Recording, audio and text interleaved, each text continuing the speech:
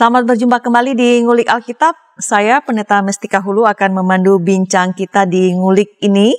Kali ini kita akan mengulik Yohanes pasal 20 ayat 11 sampai 18. Tema kita Rasul, para Rasul. Tema yang menarik ini akan kita ulik bersama Ibu Pendeta Linda Mismanto yang hadir bersama kita di ujung Zoom. Halo Ibu, apa kabar? Halo. Terima kasih sudah menjadi narasumber ngulik Alkitab kembali di 2022. Terima kasih, senang berjumpa melalui virtual seperti ini ya. Saya ingat-ingat Ibu sudah lama sekali belum hadir lagi di ngulik Alkitab, hampir 2 tahun Bu. Belum hadir di studio ya kami. Ya kami ini ya. Pandemi hampir sudah 2 tahun ya. Hampir 2 tahun. Ya, baik. Sahabat, Ibu Pendeta Linda Mismanto melayani sebagai pendeta di basis pelayanan GKI Manyar Surabaya. Jadi kita bersyukur beliau walaupun jauh ya melalui virtual mau hadir bersama-sama kita untuk berbagi firman Tuhan mengulik Alkitab kali ini. Program Ngulik Alkitab diadakan sebagai sarana bagi kita untuk belajar mendalami kitab suci dan melihat relevansinya dalam kehidupan kita sehari-hari. Kali ini kita dibantu oleh Ibu Pendeta Linda. Para sahabat silakan jika ingin memberikan tanggapan ataupun komentar melalui chatroom yang tersedia. Seperti biasa kita akan awali ngulik kita dengan doa dipimpin oleh Ibu Linda. Silakan Ibu. Mari kita berdoa. Terima kasih ya Tuhan untuk saat ini kami boleh berjumpa meskipun secara virtual. Tapi kami tahu, kami percaya Tuhan hadir di tengah-tengah kami. Tuhan ada di hidup kami. Karena itu kami percaya Tuhan jualah yang akan membimbing kami untuk mengerti rahasia kebenaran firman Tuhan. Di dalam Roh Kudus kami percaya kami akan perlahan semakin mengenal Tuhan. Kami mohon, bimbinglah kami. Dalam nama Tuhan Yesus. Amin. Saya akan membaca Yohanes pasal 20 ayat 11 sampai 18 sebelum ulikan yang disampaikan oleh Ibu Linda. Yohanes pasal 20 ayat 11 sampai 18 demikian. Lembaga Alkitab Indonesia memberikan judul Yesus menampakkan diri kepada Maria Magdalena. Silakan para sahabat dan Alkitabnya, Ibu Pendeta Linda juga dengan Alkitab Ibu di Surabaya. Tetapi Maria berdiri dekat kubur itu dan menangis. Sambil menangis ia menjenguk ke dalam kubur itu. Dan tampaklah olehnya 2 orang malaikat berpakaian putih, yang seorang duduk di sebelah kepala dan yang lain di sebelah kaki di tempat mayat Yesus terbaring. Kata malaikat-malaikat itu kepadanya, "Ibu, mengapa engkau menangis?" Jawab Maria kepada mereka, "Tuhanku telah diambil orang dan aku tidak tahu di mana ia diletakkan." Sesudah berkata demikian, ia menoleh ke belakang dan melihat Yesus berdiri di situ. Tapi ia tidak tahu bahwa itu adalah Yesus. Kata Yesus kepadanya, "Ibu, mengapa engkau menangis? Siapakah yang engkau cari?" Maria menyangka orang itu adalah penunggu taman. Lalu berkata kepadanya, "Tuan, jikalau Tuan yang mengambil dia, katakanlah kepadaku di mana Tuan meletakkan dia, supaya aku dapat mengambilnya." Kata Yesus kepadanya, "Maria." Maria berpaling dan berkata kepadanya dalam bahasa Ibrani, "Rabuni," artinya guru. Kata Yesus kepadanya, "Janganlah engkau memegang aku, sebab aku belum pergi kepada Bapa. Tetapi pergilah kepada saudara-saudaraku dan katakanlah kepada mereka bahwa sekarang aku akan pergi kepada Bapakku dan Bapamu, kepada Allahku dan Allahmu." Maria Magdalena pergi dan berkata kepada murid-murid, "Aku telah melihat Tuhan," dan juga bahwa Dia yang mengatakan hal-hal itu kepadanya. Itulah ayat-ayat yang akan kita ulik pada kesempatan kali ini. Saya mau langsung pertanyaan ke Ibu Linda yang sudah lama nggak hadir sama kita di Ngulik. Ibu, judul atau tema Ngulik kali ini adalah Rasul, para Rasul. Ini kan prestisius ya. Apa maksudnya Bu? Dan siapa yang disebut sebagai Rasul, para Rasul ini? Ya. Untuk sementara jawabannya kita simpan dulu, boleh sedikit rahasia gitu ya. Boleh, Bu. Supaya semakin ingin tahu ya, semakin kalau bahasa sekarang kepo, semakin ingin tahu ya, semakin penasaran ya. Kita mau tahu dulu nih, apa sih arti kata rasul? Rasul dari kata Yunani apostolos, kita tahu ya, berarti utusan. Nah, mulai kelihatan ya, apa yang kita baca pada saat ini, ketika Yesus bangkit, pertama kali kepada siapakah dia menampakkan diri? Dalam bacaan ini, kita menemukan menurut Yohanes 20 ayat 17. Setelah kebangkitannya, Yesus menampakkan diri pertama kali kepada Maria Magdalena. Nah, kemudian mengutus Maria menyampaikan kabar kebangkitannya ini kepada murid-murid yang lain. Ini tadi kita baca, bukan? Nah, bolehkah kita anggap bahwa Maria Magdalena ini rasul atau utusan yang diutus untuk para utusan lain gitu ya. Rasul atau utusan, kan rasul cuman kalau zaman sekarang rasul tuh kalau kita dengar kayaknya keren gitu ya. Ya memang keren juga sih, tapi intinya gini, Maria Magdalena adalah utusan yang diutus kepada calon utusan lainnya yang kita kenal sebagai para rasul, termasuk 12 rasul gitu ya, Petrus dan lain. Jadi kalau kita beri judul yang keren gitu ya untuk sebuah publikasi, rasul dari para rasul. Saya kira kita sepakat untuk mengatakan kalau menurut Yohanes 20 ayat 17 ini, Yohanes 20 berarti Maria lah bukan sang tersangka orangnya gitu ya. Maria Magdalena lah yang boleh kita sebut dalam bacaan ini rasul dari para rasul atau rasul para rasul. Begitu Tika. Baik, sebuah jabatan yang sangat prestisius ya. Ini rasul para rasul. Ternyata dia malah kita banyak kali mengingat Petrus, tapi justru Yohanes 20 mengatakan pada kita bahwa rasulnya yang pertama itu justru adalah Maria. Nah, hal itu membawa kita pada pertanyaan berikutnya ke Ibu, siapa Maria Magdalena ini sehingga dia menjadi rasul para rasul? Ya, memang beberapa penafsir Alkitab mengakui ya, menyebutkan Maria Magdalena rasul para rasul ya. Saya meminjam istilah mereka. Nah, siapakah dia? Ini gampang-gampang susah juga, karena apa? Karena nama Maria pada masa itu cukup populer. Jadi rupanya banyak orang tua nih yang suka memberikan nama kepada anak perempuannya Maria. Mungkin zaman sekarang juga ya Tika ya. Ada banyak. Ya. Jadi Maria yang mana? Kalau kita di gereja bilang oh Maria, lalu kita sebut alamatnya di mana, atau Maria nama belakangnya beda gitu ya. Maria ini, Maria ini. Nah, pada masa itu juga demikian, atau kita malah mencontoh masa itu, Maria adalah bentuk Yunani untuk nama Ibrani Miriam. Sama. Jadi kalau di Ibrani Miriam, di Yunani Maria. Nama yang umum saat itu, setidaknya kita bisa melihat di Perjanjian Baru ada 6 orang bernama Maria yang disebutkan secara spesifik. Tentu masih banyak nama Maria, tapi ada 6 ini disebutkan secara spesifik. Satu, kita tahu, pasti ingat ya, Maria Ibu Yesus. Ini kita tidak perlu dijelaskan siapa Maria ini yang diminta oleh malaikat Gabriel di atas kehendak Tuhan mengandung di dalam rahimnya Yesus ya, Ibu Yesus. Yang kedua, ini cukup terkenal juga, Maria saudara Marta dan Lazarus dari Betania. Ya, sahabat YKB tentu ingat ya, Maria yang menangis ketika Lazarus saudara meninggal, lalu dia berjumpa dengan Yesus. Yesus juga dikatakan menangis ya, seperti itu. Masgullah hati Yesus. Ini Maria, saudara Marta dan Lazarus. Yang ketiga, nah ini Maria Magdalena, nanti kita lihat lagi. Yang keempat, Maria Ibu Yakobus. Nah, ini seringkali disebut sebagai Maria yang lain. Kan kita kadang-kadang baca Injil disebut Maria Magdalena bersama Maria yang lain. Nah, ini sangat kuat diduga adalah Maria Ibu Yakobus, yang agaknya sama juga dengan Maria istri Klopas. Kadang-kadang disebut Maria istri Klopas.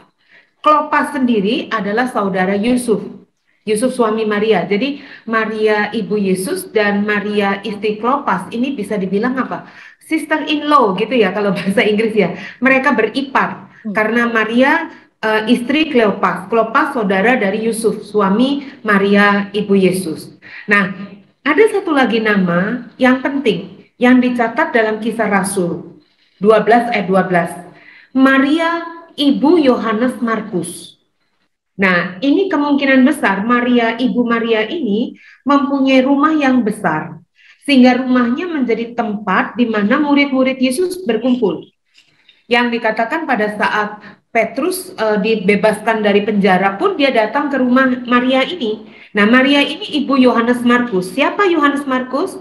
Ingat dalam satu perjalanan penginjilan, Paulus dan Barnabas mengajak Yohanes Markus. Ya, ini menarik. Ini Maria yang ini.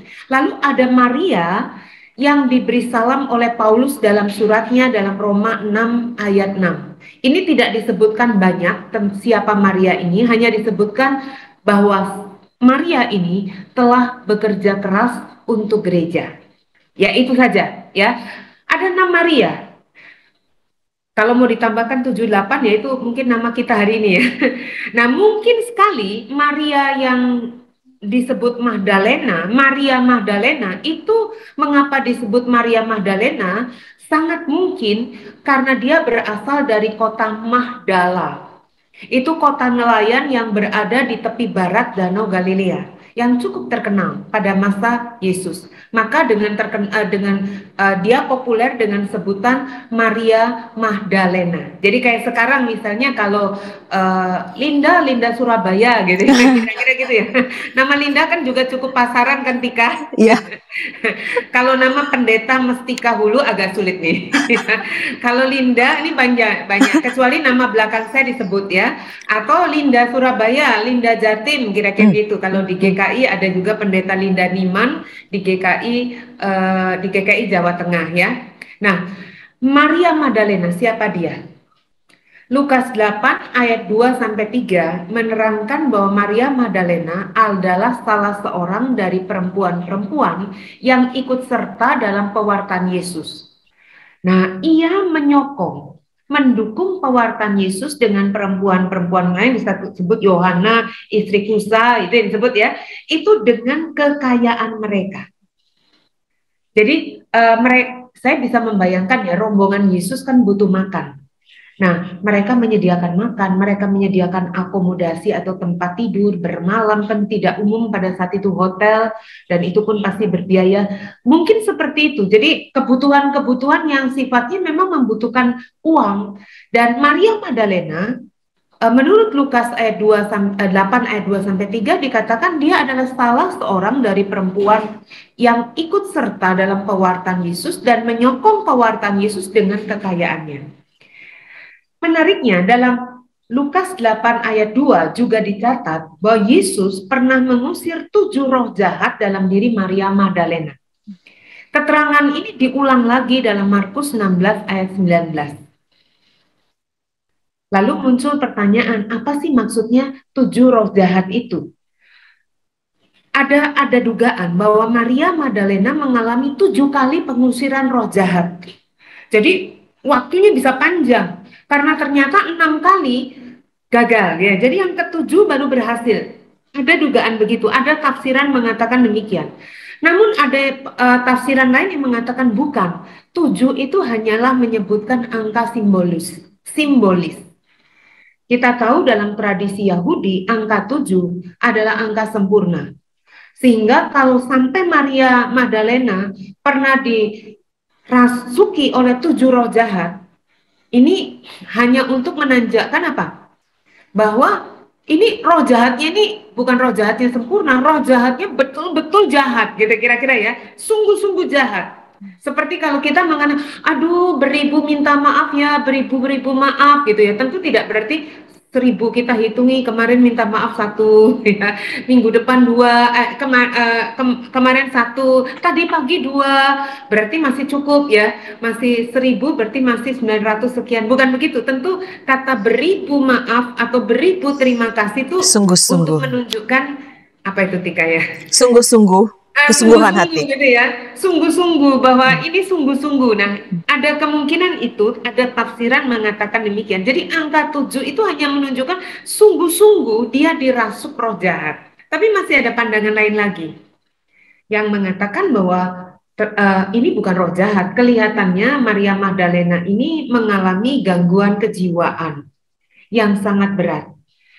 Sehingga pada masa itu dianggap dia dirasuk roh jahat, lalu mengalami 7 kali pengusiran. Nah, kita tidak perlu risau, apapun itu, mau tafsiran yang pertama, kedua, atau ketiga, yang pasti kalau kita jadi Maria Magdalena dan kita mengalami situasi yang sangat berat, kira-kira apa yang akan kita rasakan ketika kita mengalami kesembuhan atau pemulihan?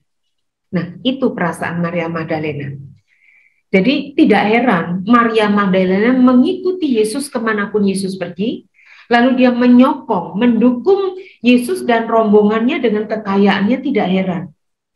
Karena dia merasa berhutang hidup, berterima kasih, karena Yesus mengangkatnya, memulihkan hidupnya. Kira-kira demikian, Tika. Baik, kita lanjutkan ulikan kita setelah pesan-pesan berikut ini.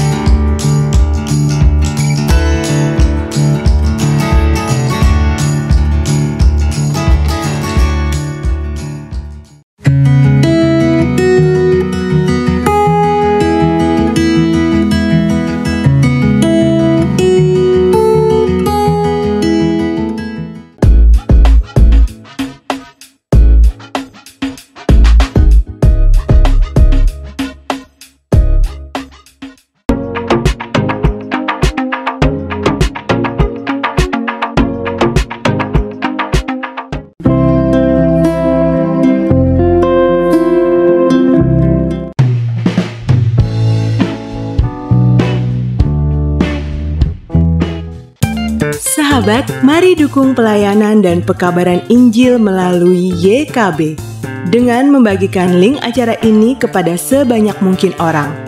Dukungan juga dapat saudara lakukan dengan mentransfer dukungan finansial ke rekening BCA ke nomor 450 305 2990 450 305 2990 atas nama Yayasan Komunikasi Bersama.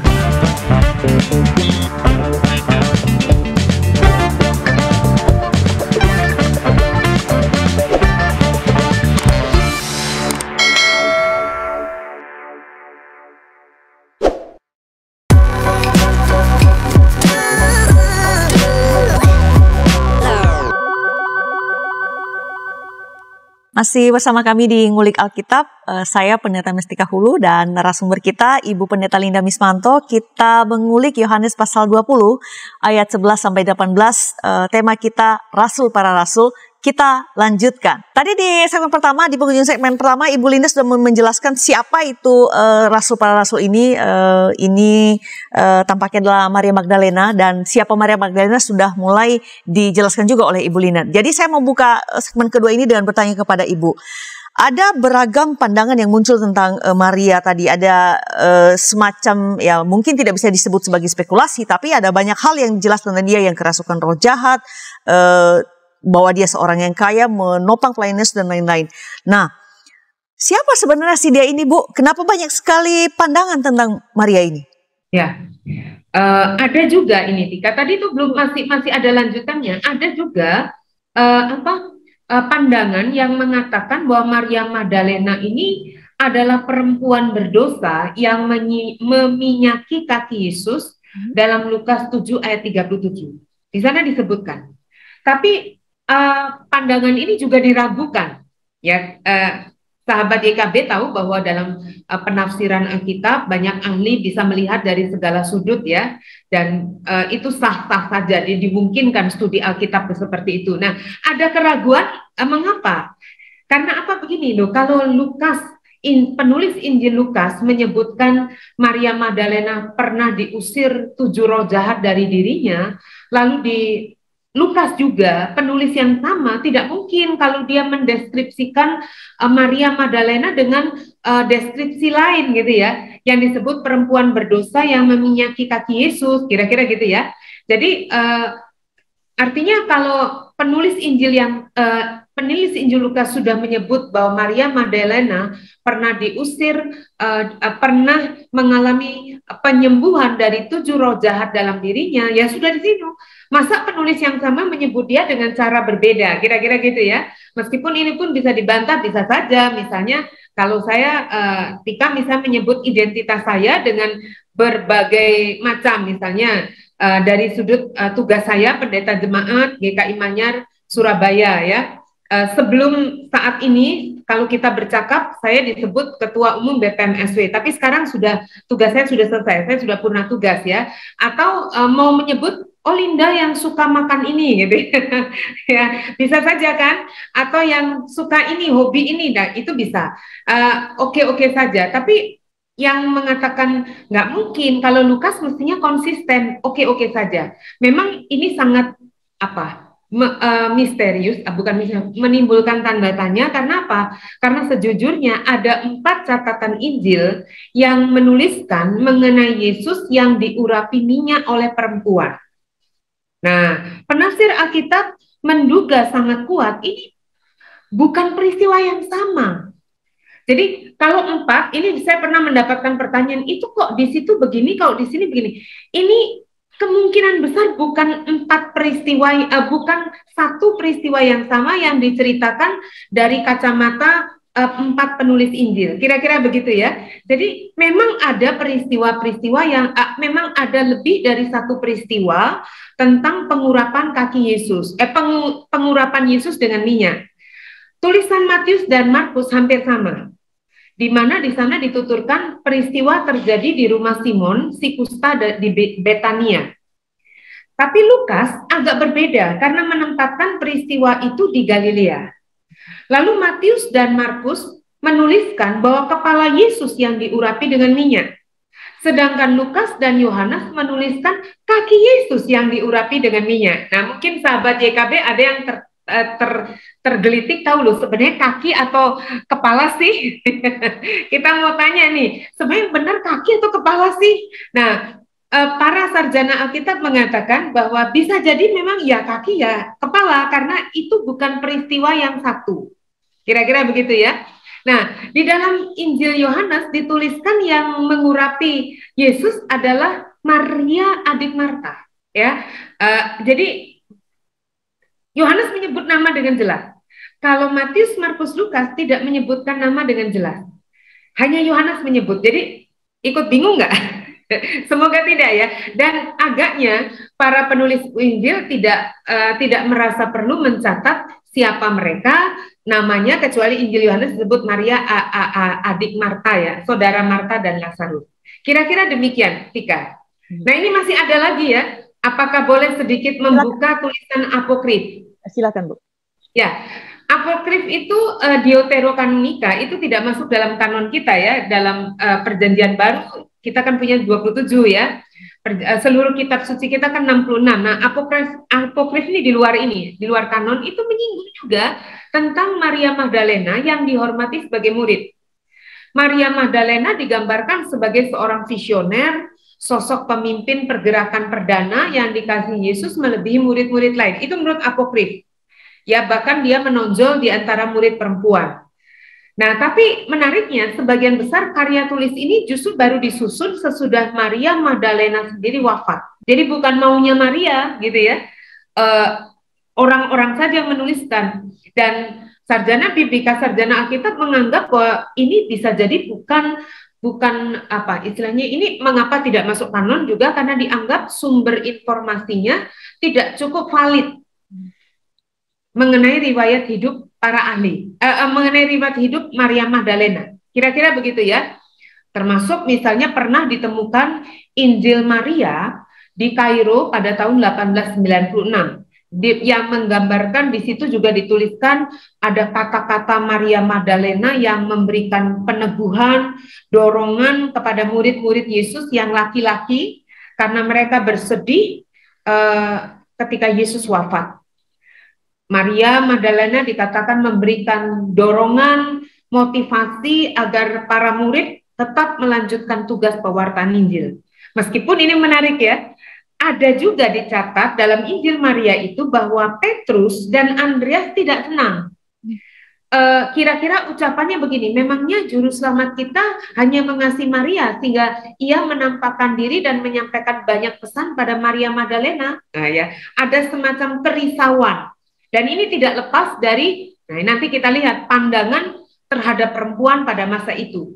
Jadi tetap harus kita akui bagaimanapun Maria Magdalena mendapatkan tempat yang istimewa bahkan dalam kitab-kitab apokrif. Baik, ada banyak pandangan tentang Maria, bahkan Ibu tadi tarik agak jauh di kitab apokrif pun mencatat juga beberapa hal mengenai Maria ini. Nah, pertanyaan saya ke Ibu selanjutnya adalah, apa sih Bu yang memicu banyak sekali pandangan tentang Maria Magdalena ini? Tentu bahwa tadi di awal Yohanes 17 mengatakan bahwa kepadanya inilah Tuhan pertama-tama menampakkan diri setelah bangkit tentu saja. Meskipun tidak disebutkan secara terang-terangan, tapi bagaimanapun ini tidak lepas dari pandangan masyarakat Yahudi tentang perempuan pada masa itu. Jadi bisa dibilang Maria Magdalena termasuk fenomenal ya. Mengapa? Karena dia perempuan. Ya. Jadi bisa dibayangkan ya. Kita pernah punya presiden perempuan dan kita ingat bagaimana percakapan tentang sosok perempuan menjadi pemimpin itu menjadi menarik gitu ya. Jadi karena perempuan, kalau laki-laki barangkali tidak dipercakapkan seheboh itu barangkali ya Tika ya. Ya, betul. Nah, perempuan, nah ini kita perempuan nih. Bukan mau mengunggulkan diri ya, tapi ini kenyataan. Malah bukan mengunggulkan diri. Pada masa itu masyarakat Yahudi memandang perempuan itu lebih rendah daripada laki-laki. Menurut Talmud, bahkan laki-laki Yahudi mengklaim diri mereka satu-satunya mitra Allah yang sepenuhnya matang dalam perjanjian ilahi yang dimeteraikan dengan sunat. Perempuan kan tidak disunat. Lalu hukum Yahudi juga melarang perempuan memberikan bukti atau bertindak sebagai hakim. Bahkan ini juga menarik ya, ironis, karena di masa sebelumnya mereka pernah loh punya hakim perempuan. Hakim perempuan yang terkenal kan Deborah kan. Hukum tidak berpihak pada perempuan pada masa itu. Hukum Yahudi mengizinkan semua laki-laki Israel mengadili kasus perdata. Meskipun untuk kasus pidana hanya imam dan orang Lewi dari suku Lewi. Nah, hukum warisan Yahudi juga tidak berpihak pada perempuan karena memperlakukan laki-laki dan perempuan secara berbeda. Jika seseorang tidak memiliki anak laki-laki, barulah warisan itu diteruskan kepada anak perempuannya. Kalau tidak memiliki keduanya, diberikan pada saudaranya. Jadi, situasi perempuan pada masa itu tidaklah terlalu menguntungkan. Dan menariknya, mungkin ini kalau perempuan mendengarkan tidak suka ya, pada masa itu laki-laki Yahudi kalau berdoa begini, Tuhan terima kasih karena Engkau menciptakan aku atau saya, kami sebagai istilahnya, kami adalah orang merdeka, bukan budak. Sampai di situ kita ngerti ya bersyukur jadi orang merdeka bukan budak. Orang bisa jadi budak karena ditawan, karena dijual, karena bangkrut, itu bisa. Jadi atau lahir dalam keluarga budak. Bersyukur karena saya orang merdeka. Sampai di situ kita mungkin sepakat oke. Aku bersyukur karena aku orang umat pilihan atau orang Yahudi bukan yang lain. Nah ini mulai rasis kalau kita bilang zaman sekarang ya. Itu mungkin kita nggak oke. Tapi yang ketiga, pria Yahudi nih berdoa begini, aku bersyukur karena Tuhan menciptakan aku laki-laki, bukan perempuan. Jadi kalau perempuan nggak bersyukur, kira-kira gitu ya. Sangat tidak berpihak pada perempuan. Ya. Seperti itu.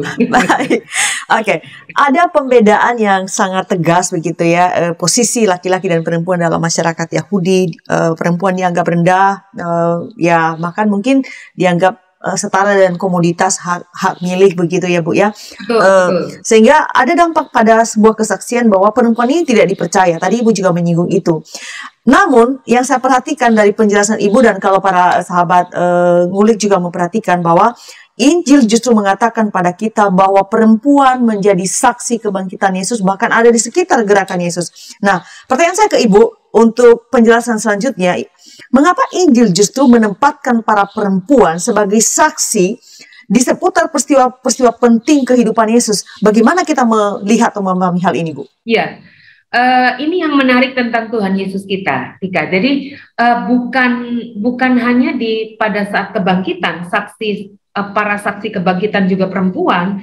Sebenarnya sejak awal kalau kita melihat ya, ketika Yesus lahir, berita kelahirannya disampaikan kepada para gembala. Ya para gembala laki-laki sih, cuman para gembala mewakili kelompok yang kalau bahasa sekarang bilang marginal ya, kelompok yang terabaikan, kelompok yang tidak diperhitungkan. Ini begitu kan? Jadi lalu Tuhan Yesus juga dalam karyanya sampai banyak orang mencibir ketika Yesus malah bersama, dikatakan lihat dia makan bersama orang berdosa, pemungut cukai. Jadi Yesus selalu menampakkan dirinya berpihak kepada kelompok atau orang-orang yang terpinggirkan, orang-orang yang tertolak. Ini garis besar yang kita bisa lihat, benang merah yang kita bisa lihat dari seluruh Injil. Apalagi Lukas, ya. Jadi Lukas sangat menekankan kesetaraan itu terasa. Jadi bagaimana justru Yesus menunjukkan keberpihakannya kepada orang-orang yang terpinggirkan, yang terabaikan, itu sangat nyata. Itu Yesus kita. Nah, itu seperti itu. Kita bisa lihat lebih jauh ya. Contoh. Tapi ini kenyataan ya, bahwa yang menjadi saksi penguburan Yesus juga murid perempuan loh. Yang laki-laki di mana? Kabur. Kabur.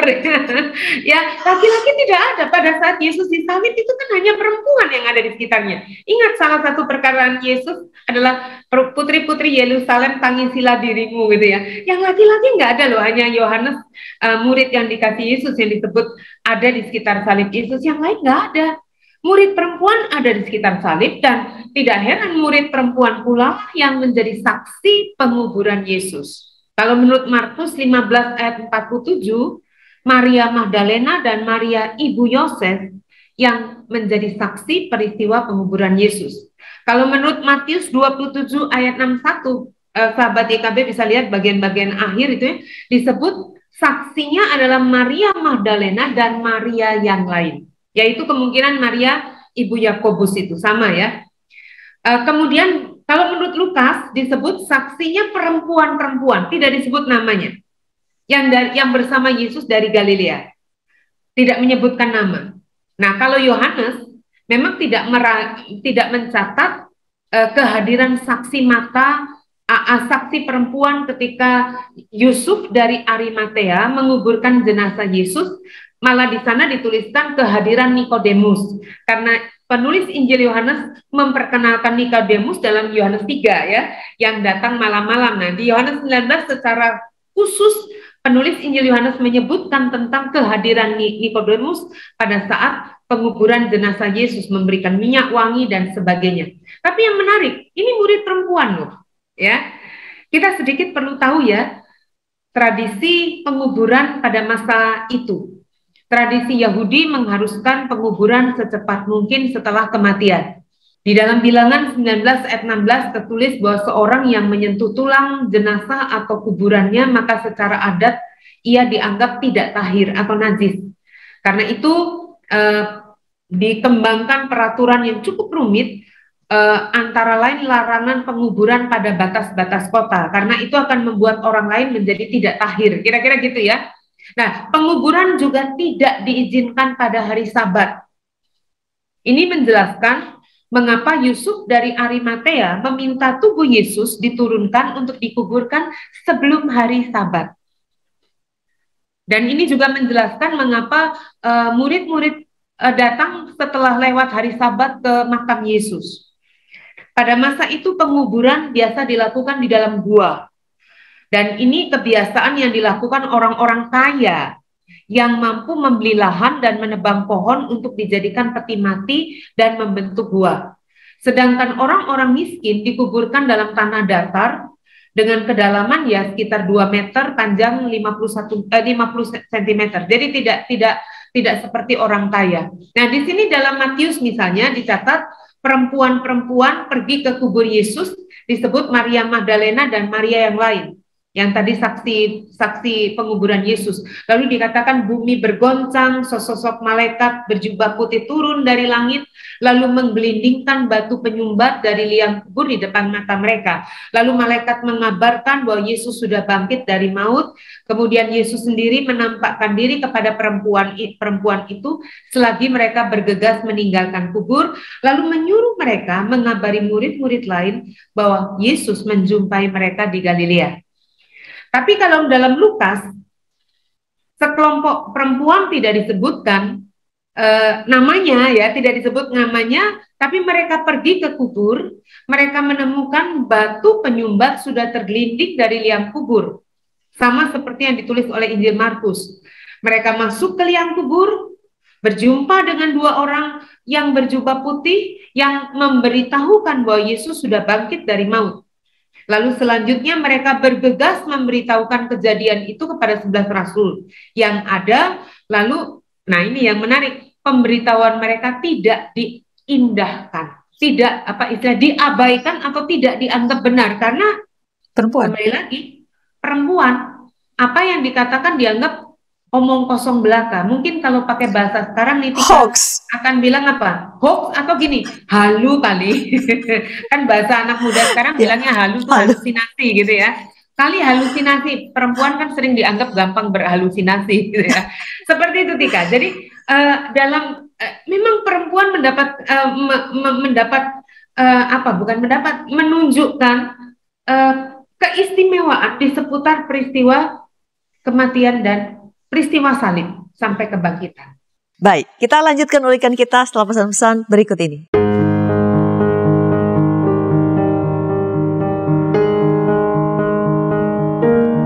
Sahabat, kami mengucapkan terima kasih karena sudah menjadi mitra pekabaran Injil di channel YouTube YKB GKI TV.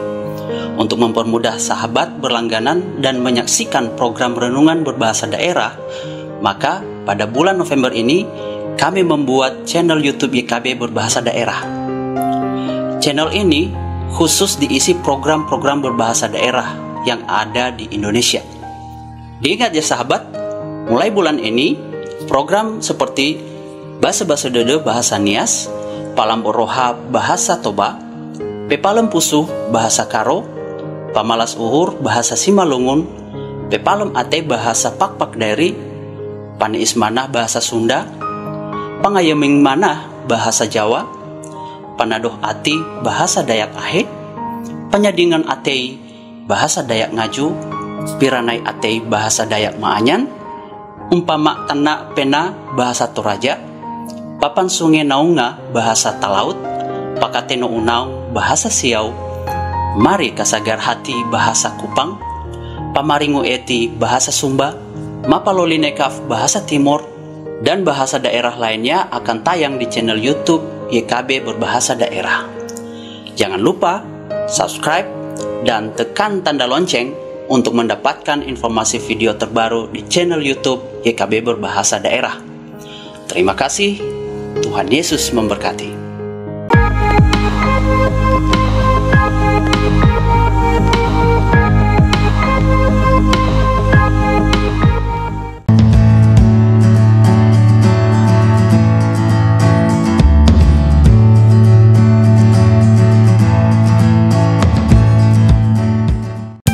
Sahabat, mari dukung pelayanan dan pekabaran Injil melalui YKB dengan membagikan link acara ini kepada sebanyak mungkin orang. Dukungan juga dapat saudara lakukan dengan mentransfer dukungan finansial ke rekening BCA ke nomor 450 305 2990 450 305 2990 atas nama Yayasan Komunikasi Bersama.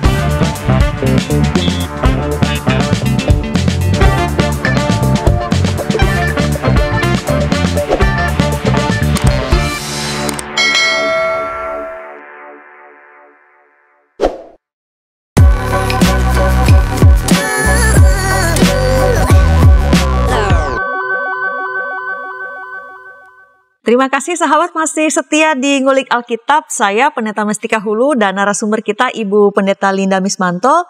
Kita sedang mengulik Yohanes pasal 20 ayat 11-18 dengan tema Rasul para Rasul. Kita berada di segmen terakhir, jadi mari kita gunakan sebaik mungkin. Kita kembali bertanya kepada Ibu Linda yang menjadi narasumber kita. Ibu tadi sudah menjelaskan bahwa perempuan-perempuan berada bukan hanya di sekitar salib ya, tapi dari awal kehidupan Yesus mereka ada di sana begitu. Mereka memiliki peran-peran penting. Tadi sementara Ibu menjelaskan, cuma karena kita di Zoom saya tidak mau menimpalin karena biasanya kurang stabil begitu sinyalnya. Saya juga ingin selain itu ingin mengatakan begini, yang menyambut berita tentang kehamilan Maria pertama adalah Elizabeth, dan itu adalah juga perempuan. Oh iya, Saya mengingat itu perempuan. tadi sementara tadi Ibu menjelaskan, tapi saya tidak menanggapi supaya sinyal kita tetap stabil. Nah, hampir semua peristiwa kehidupan Yesus itu dari awal sampai dan akhir disekitari oleh para perempuan, begitu ya.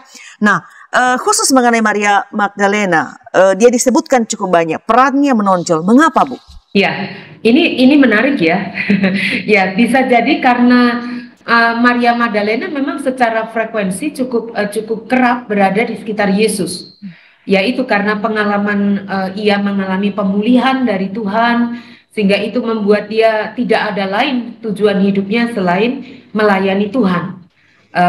Tentu sangat berarti ya, karena murid laki-laki tetap membutuhkan kehadiran murid perempuan, khususnya ketika mengurusi mulai konsumsi atau nodasi itu biasanya kan perempuan ya mengatur dan sebagainya, yang cukup meskipun tidak berarti laki-laki tidak bisa, tapi yang cukup mengambil peran. Jadi dan ini sangat menarik karena penulis Injil Yohanes juga menunjukkan peran Maria Magdalena dalam peristiwa kebangkitan Yesus.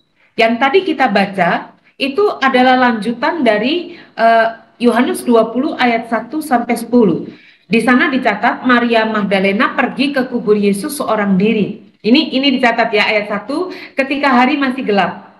Lalu dia mendapati batu penyumbat sudah tergelinding dari pintu kubur. Ia tidak bertemu dengan siapapun. Karena itu dia langsung bergegas memberitahu Petrus dan murid yang dikasih Yesus. Tidak disebutkan siapa namanya, dugaannya adalah Yohanes ya. Kemudian kedua murid itu pergi menengok kubur.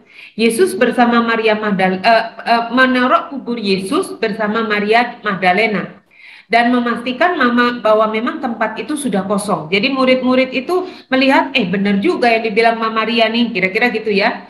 Lalu keduanya kemudian pulang tanpa bertemu dengan Yesus yang sudah bangkit. Hanya dikatakan mereka melihat kain peluh sudah pada tempatnya, lalu Petrus masuk, lalu Yohanes murid yang dikasih Yesus juga masuk, lalu dikatakan dia menjadi percaya lalu pulang.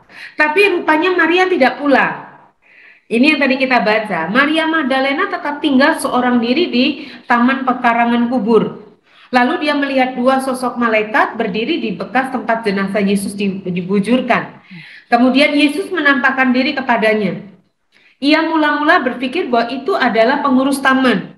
Tapi sesudah mendengar Yesus menyebut namanya, ia mengenal. Ketika Yesus memanggil Maria, ia mengenali. Lalu dia mengenali itu Yesus, lalu berkata, Rabuni. Ia hendak menyentuh Yesus, tapi Yesus berkata, jangan engkau memegang aku, sebab aku belum pergi kepada Bapa. Kemudian Yesus menyuruhnya memberitakan kabar kebangkitannya kepada para rasul. Ya, ini akhirnya ya kita bilang bahwa dia adalah rasul perdana nih. Rasul perdana, rasul yang diutus kepada para rasul. Ini yang dicatat dalam bacaan tadi. Kalau kita mau intisarikan seperti itu. Jadi Maria lah yang pertama kali melihat Yesus bangkit. Yesus pertama kali menampakkan diri kepada Maria Magdalena. Dan Yesus pertama kali menyuruh dia untuk memberitakan kepada murid-murid yang lain. Betul. Seperti itu. Baik, kita lanjutkan. Yohanes yang menjadi teks yang kita ulik 20 ayat 11 sampai 18 mengatakan pada kita Maria Magdalena ini tetap tinggal di sekitaran kubur begitu, walaupun dua murid yang lain itu sudah melihat dan kemudian pulang ke rumah. Nah, pertanyaan saya ke Ibu selanjutnya adalah mengapa Maria ini tetap stay di area makam begitu loh. Padahal murid-murid yang lain 20 ayat 10 mengatakan, saya baca, lalu pulanglah kedua murid itu ke rumah gitu. Ada apa sih? Kenapa Maria nggak pulang juga seperti yang lain? Toh udah kosong, tetap di situ. Ini sebenarnya ada apa sih Bu dengan Maria ini? Susah jawabnya, karena kita sama-sama perempuan, barangkali bisa menjawab dari sisi perempuan. Kalau emosional kayaknya gitu ya. Emosional. Karena kalau perempuan kali gitu ya, masih tidak terima gitu ya. Apa yang menyandera, yang membuatnya tinggal adalah perasaannya yang belum rela. Mungkin begitu. Kalau laki-laki mungkin lebih rasional, ya sudah, kalau nggak ada mereka mungkin lagi menyusun, mau mendiskusikan gitu ya. Ini apa yang terjadi? Mereka kan menduga bahwa itu pasti mereka tidak menduga itu kebangkitan pastinya ya. Meskipun Yesus berulang kali memberikan tanda itu, tapi mereka udah berpikirnya buruk. Nah, di tengah rasa tidak rela, kalau saya bayangkan kita jadi Maria mungkin sama, merasa tidak rela. Kok bisa sih? Kok tega-teganya sih ada yang mencuri gitu ya? Nah, kita sedikit cari tahu dulu nih, Tika ya, tentang pemakaman pada masa itu ya. Ya, cara pemakaman pada abad pertama. Pada masa Yesus, tempat pemakaman yang sering digunakan adalah di sebelah barat kota. Karena di sana batu karangnya dianggap lunak sehingga mudah dipotong. Mengapa? Karena umumnya makam itu dibangun dengan membuat sebuah lubang pada dinding batu karang. Jadi dibuat lubang gitu ya, kayak gua gitu. Dibuat terowongan tegak lurus yang disebut kokim. Nah, biasanya disitulah jenazah ditempatkan pertama kali. Lalu jenazah dibungkus kain lenan, diberi minyak wangi, rempah-rempah, dan diharapkan mereka percaya jenazah akan busuk sendiri dalam waktu 18 sampai 24 bulan. Jadi 1,5 tahun sampai 2 tahun. Sesudah itu tulang dari kerangka itu dari jenazah akan dikubur. Nah, ini pemakaman kedua, di mana kemudian tulang belulang itu ditempatkan di sebuah peti batu yang disebut osuari. Nama orang yang meninggal biasanya ditulis pada osuari ini. Kemudian barulah diletakkan kembali dalam ruang pemakaman. Nah, biasanya dalam ruangan itu ada tempat untuk orang bertabung. Nah, lubang pintu masuknya dibuat agak rendah, ditutup dengan batu besar untuk menghindari dari anjing atau burung, dan termasuk pencuri makam. Jadi pada masa itu rupanya pencuri makam itu ada. Ya, fenomena pencurian makam itu ada. Apa sih yang dicuri? Ya, diduga pada masa itu perhiasan, barang-barang peninggalan almarhum yang dibawa oleh keluarganya bersama dengan sang almarhum dalam makam itu. Kemungkinan itu sangat mungkin itu. Sampai sekarang kita tahu ya, kadang-kadang ada makam-makam raja-raja di masa-masa lalu itu juga sudah tidak utuh karena diduga ada pencurian. Nah, pada masa itu seperti itu. Meskipun mungkin murid-murid agak susah mengerti, Yesus apanya yang mau dicuri? Ya, kira-kira begitu ya, kecuali dugaannya memang pencuriannya motifnya bukan ekonomi, bukan uang, bukan materi, bukan harta, tapi politis. Musuh-musuh Yesus punya kepentingan, meskipun mereka nggak ngerti apa itu. Jadi dugaan-dugaan negatif itu muncul, konspirasi dan sebagainya. Itu yang membuat Maria dan murid-murid lain dengan cepat menghubungkan ini dengan hal yang negatif. Nah, makam yang disebut kokim ini masih terus digunakan sampai kejatuhan Yerusalem pada tahun 70 Masehi. Bentuk yang lain yang juga digunakan berupa langkan. Nah, langkan ini rupanya tubuh Yesus di dalam langkan inilah. Jadi semacam apa? Semacam langkan itu semacam apa ya? Semacam palungan begitu mungkin ya, yang bertingkat. Nah, kemungkinan disitulah. Jadi, tapi buat kita nggak masalah dimanapun apa istilahnya, informasi yang lebih akurat model makam seperti apa. Yang penting kita tahu bahwa pada masa itu sangat mungkin pencurian makam terjadi, sehingga murid-murid sangat mungkin, sangat masuk akal kalau mereka berpikir ini Yesus pasti dicuri tubuhnya. Kira-kira begitu, Tika. Baik, jadi aspek emosional di sini mungkin terjadi pada Maria karena itu tidak mau pergi. Oke, selanjutnya nih Bu, teks kita mengatakan bahwa Maria melihat seseorang dan dia pikir itu tukang kebun begitu ya, tukang taman begitu, ya penunggu taman. Yesus menyapa Maria, tetapi tidak langsung mengenalinya begitu, atau dia melihat seseorang tapi tidak langsung mengenali itu sebagai Yesus. Mengapa Bu? Ya. Apa yang terjadi pada Maria ini sebetulnya? Sedang menangis, mungkin kita tidak bisa dengan jelas melihat orang tertentu. Air mata, secara fisik ya, air mata yang memang menutupi pandangan. Tapi ada kemungkinan yang lebih kuat adalah karena kesedihan yang sangat mendalam membuat Maria berada di masa lalu. Masa ketika peristiwa penyaliban itu terjadi. Dan kita perlu tahu ya, kita ingat ya, saya kira kita semua udah tahu, ingat penyaliban adalah hukuman yang sangat mengerikan.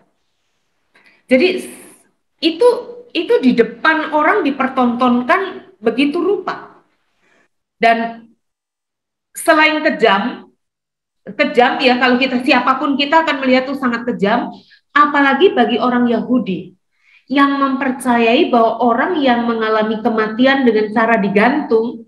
Sahabat YKB bisa memeriksa Ulangan 21 ayat 23.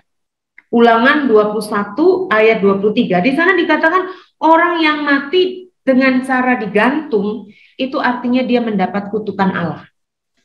Jadi kita bisa mengerti kalau mereka menganggap Yesus dikutuk karena mati dengan cara disalib. Lalu masih ada lagi orang yang telanjang di depan umum, itu dianggap memalukan. Ya kita juga sekarang juga pasti memalukan, kita anggap orang gila ya. Nah ini Yesus kan dilucuti pakaiannya, jubahnya kan dilucuti kan. Jadi bisa dibilang hanya Pak celana begitu saja kan yang kalau kita lihat-lihat ya. Jadi dalam film, dalam gambar, jadi ditelanjangi di depan umum itu sangat memalukan dan itu sangat mengerikan. Bisa dibayangkan Maria tidak bisa mengerti istilahnya, tidak bisa menerima sehingga dia berada tersandera di masa lalu. Dia tidak berani membayangkan sesuatu yang berbeda gitu ya. Dia tersandera. Saya kira kita juga pernah mengalami ketika kesedihan begitu dalam, maka kita akan tidak mampu hidup di hari ini. Bahkan menatap hari esok saja kita tidak berani. Begitu Tika. Iya, Yesus dianggap terkutuk karena dia digantung di kayu salib dan dipermalukan dengan cara seperti itu. Sementara menjelaskan, saya juga membayangkan emosi saya kehilangan orang-orang yang dekat dengan saya dan itu memang ada momen ketika tidak dapat melihat secara jernih, kurang lebih seperti itu.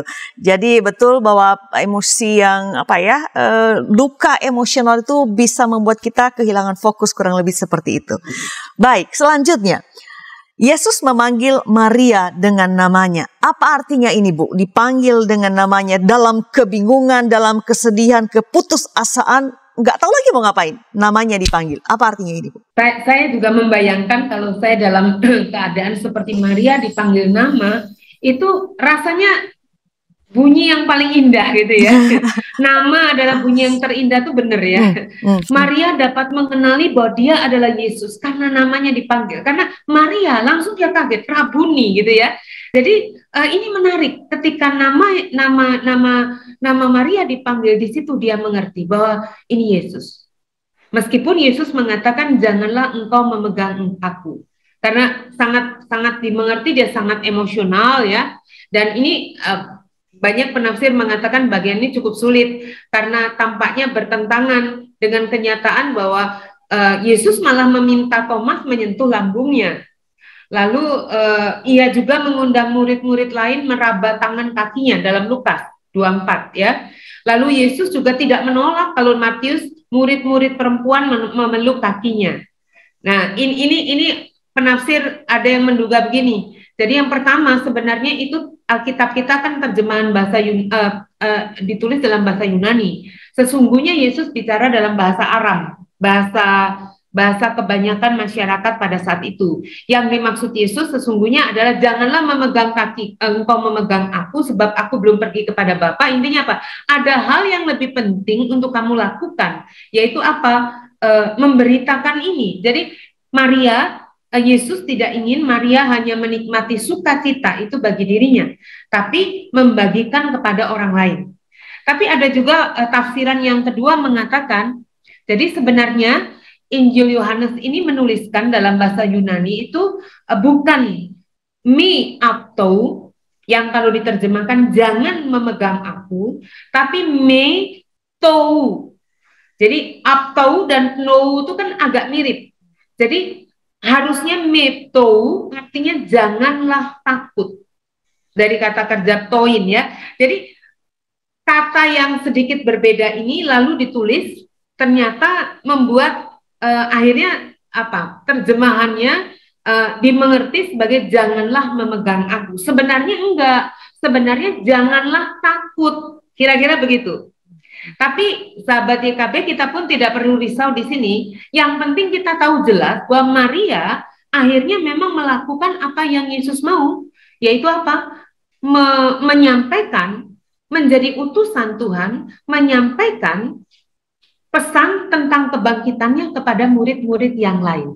Baik, dipanggil namanya di tengah-tengah segala keputusasaan itu menjadi sebuah berita yang sungguh-sungguh melegakan ya. Mungkin seperti itu bagi Maria. Kehilangan harapan tapi seseorang mengenalinya dan menyebut namanya itu menjadi hal terindah pada momen itu. Baik, Ibu, kita akan mengakhiri ngulik Alkitab ini. Apa pesan yang Ibu mau sampaikan kepada para pemirsa ngulik Alkitab yang saat ini sedang bersama kita berdasarkan teks yang kita ulik pada kesempatan ini? Silakan, Bu. Ya, menurut saya catatan penulis Injil Yohanes bagian ini sangat menyentuh. Seolah-olah mau mengatakan apa?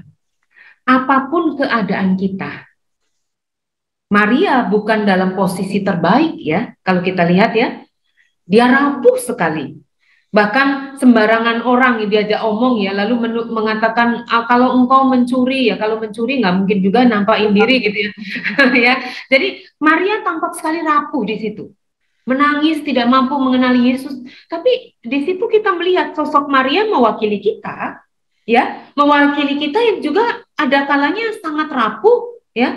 Rapuh itu seperti gelas gampang pecah gitu ya.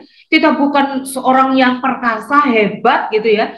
Tapi Tuhan memberi kepercayaan kepada Maria dan tentu kepada kita sebagai pewarta kabar baik.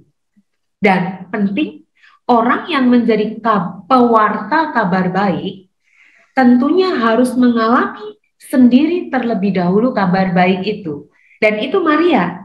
Jadi ketika dia menyampaikan kabar baik, dia sendiri sudah mengalami dan melihat kabar baik itu. Jadi bukan sekedar meneruskan sesuatu yang dia dengar dari orang lain.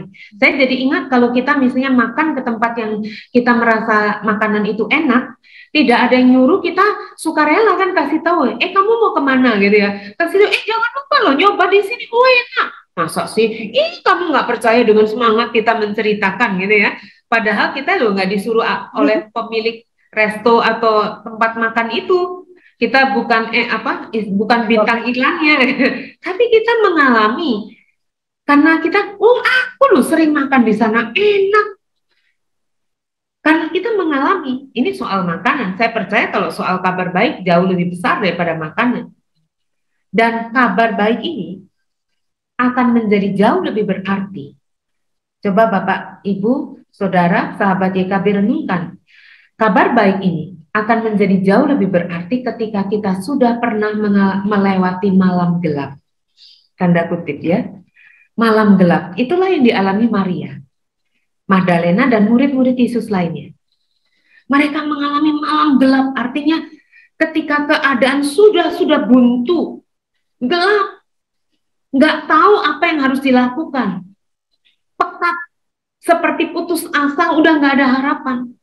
Tapi ini yang luar biasa, segelap apapun keadaan kita, tak dapat menghalangi karya Tuhan yang memberikan pengharapan buat murid-murid Yesus saat itu melalui kebangkitannya. Jadi segelap apapun, kalau sahabat YKB mengalami hari ini, boleh percaya, segelap apapun keadaan kita tak dapat menghalangi karya Tuhan yang memberikan pengharapan dalam terangnya. Yang terpenting adalah memindahkan fokus kita dari kematian kepada kebangkitan. Jadi murid-murid tadinya kan tidak fokusnya pada kematian, kan fokusnya kubur. Dan betul kalau Yesus bikin kuburnya kosong. Artinya ngapain lu kesini? Ngapain kamu kesini? Bukan di sini fokusnya, tapi kebangkitan dari masalah kepada Tuhan. Nah, sahabat YKB, bukankah seringkali fokus kita pada masalah kan? Sehingga masalah itu semakin lama terasa semakin besar. Semakin tak tertahankan. Dan kita merasa tak sanggup menanggungnya. Coba pindahkan. Masalah memang tetap ada, belum hilang, nggak apa-apa. Tapi pindahkan fokus, pusat perhatian kita kepada Tuhan. Maka kita akan melihat, masalah masih tetap ada, tapi tidak seberat yang tadi kita pikirkan. Demikian Tika. Baik, saya mau mengutip apa yang disampaikan oleh Ibu Linda di bagian akhir ini untuk mengakhiri ngulik kita, karena itu sangat indah. segelap apapun keadaan itu tidak menghalangi karya Tuhan untuk memberikan pengharapan, kebangkitan dan pengharapan. Maria sudah membuktikannya sehingga dia disebut sebagai Rasul para Rasul. Mari kita juga dengan mengandalkan Tuhan membuktikan dan menyaksikan itu pada orang lain. Terima kasih Ibu Linda untuk ngulik Alkitab kali ini. Tuhan berkati. Tuhan berkati, kiranya menjadi berkat bagi para sahabat sekalian. Kita akhiri ngulik ini dengan doa dipimpin oleh Ibu Pendeta Linda. Silakan Ibu. Mari kita berdoa. Tuhan, kami mohon, bimbinglah kami untuk melihat kehadiran Tuhan, Allah yang hidup dalam hidup kami. Bukan Allah yang mati. Bukan hanya Allah yang tertulis dalam kitab suci, tapi Allah yang tertulis tertera dalam hidup kami saat ini di sini. Sehingga kami dapat melihat segelap apapun hidup kami masih tetap dapat melihat terang Kristus yang menuntun jalan kami. Tuhan, betapapun rapuhnya kami percaya tangan Tuhan yang kuat dapat menopang kami dan mengubah kerapuhan itu justru menjadi jalan berkat bagi orang lain. Mengubahnya menjadi berkat cinta yang luar biasa bagi orang lain juga. Bimbinglah kami Tuhan menjadi saksi kebangkitan Tuhan melalui hidup kami. Melalui apa yang kami pikirkan, katakan dan lakukan. Dalam nama Tuhan Yesus. Amin. Sahabat, mari dukung pelayanan dan pekabaran Injil melalui YKB dengan membagikan link acara ini kepada sebanyak mungkin orang. Dukungan juga dapat saudara lakukan dengan mentransfer dukungan finansial ke rekening BCA ke nomor 450 305 2990 450 305 2990 atas nama Yayasan Komunikasi Bersama.